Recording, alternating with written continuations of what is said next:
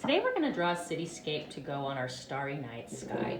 Now, the first thing we're going to get is a handout that has many different buildings that are actually found in Kansas City.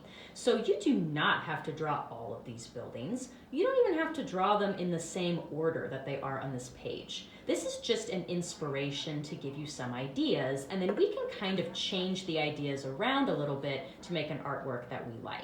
That is definitely okay to do today. So I'm just going to keep my practice right here to kind of give me some ideas.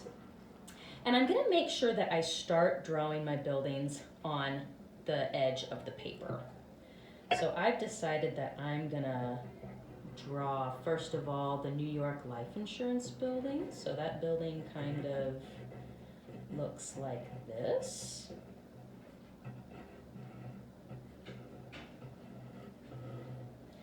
And then I'm going to come over and draw a taller building. Let's see, maybe I'll draw the Fidelity Bank building. And I'm using a white colored pencil so that it shows up on the video, but you can just use a regular pencil. Regular pencil's nice too because it erases easily if you make a mistake. Now some of these buildings, if I want to change them a little bit to make them look different, that's totally fine. I might even draw some buildings that aren't even on this page. But I do want to include at least one Kansas City building from the handout. And I'm going to keep on drawing until my buildings get all the way to the other side of the paper. After I'm done drawing, I'm going to carefully cut on the lines. Now when we're cutting, you're going to notice I'm only cutting on the outline. I didn't add any details inside the building because these buildings are supposed to be a silhouette. It's kind of a nighttime picture, so it's kind of too dark to see a lot of the details on the buildings. You only see the actual outline. So I'm just taking my time to cut right on the line. And kind of a little trick is you don't have to cut everything exactly in a straight line in order. If I think that this part is a little too hard to get to right now, I can just skip it and come over to this other area that might be a little bit easier to cut. And we can just leave that little bottom section for later. I'm just going to keep on going, cutting away any black paper that's outside of my silhouette.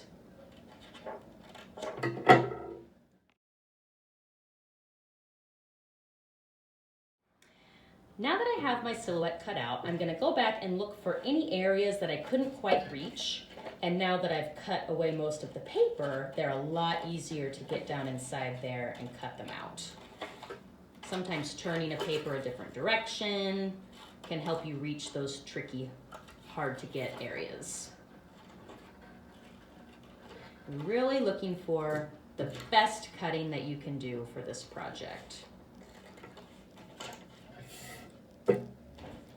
Now when you're done cutting, we're actually going to flip this over. That way we don't have any pencil lines showing on our project. We just have a nice clean black silhouette.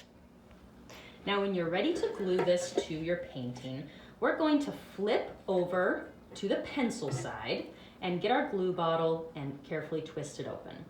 Now since our cityscape has so many little tiny pieces, I like to use the glue in a certain way so that I don't make a mess.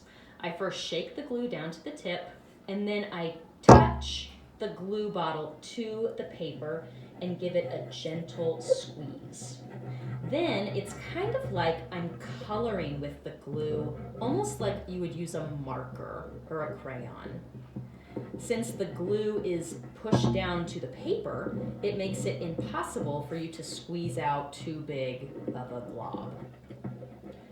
So I'm just rubbing that glue in a very, very thin line around the edge, making sure that the tip is touching the whole time so that no big globs can come out.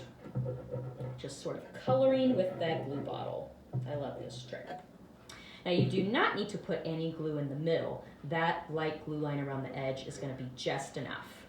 Once you have your glue, you can pretty easily flip it over since it's not dripping with too much glue on the back. Very carefully line it up with the bottom of your painting and then press it down into place. Once your silhouette has been glued on, it's time to add some details to our buildings. One thing that I really like to do for this nighttime picture is add some yellow windows to each building so that it looks like the lights are on inside, just like it would look like in a real city. So I'm just cutting some nice long skinny strips of yellow paper, and then I put my strips together, and then I just trim little tiny shapes however big I want my windows to be. Square, rectangle, whatever, it's up to you. Now, once I have some windows, you have to think about how windows really look on buildings in real life. They're not just scattered on in a messy cluster like that. They're gonna be put on in nice straight lines. So when I add each window, I'm gonna make sure that I'm thinking about that. So I'm gonna place them carefully one at a time. 1, 2, nice and straight.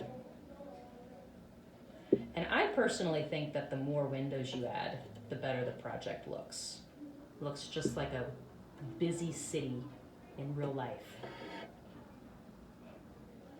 So I'm just going to keep on going, adding details to my cityscape until I'm happy with my picture.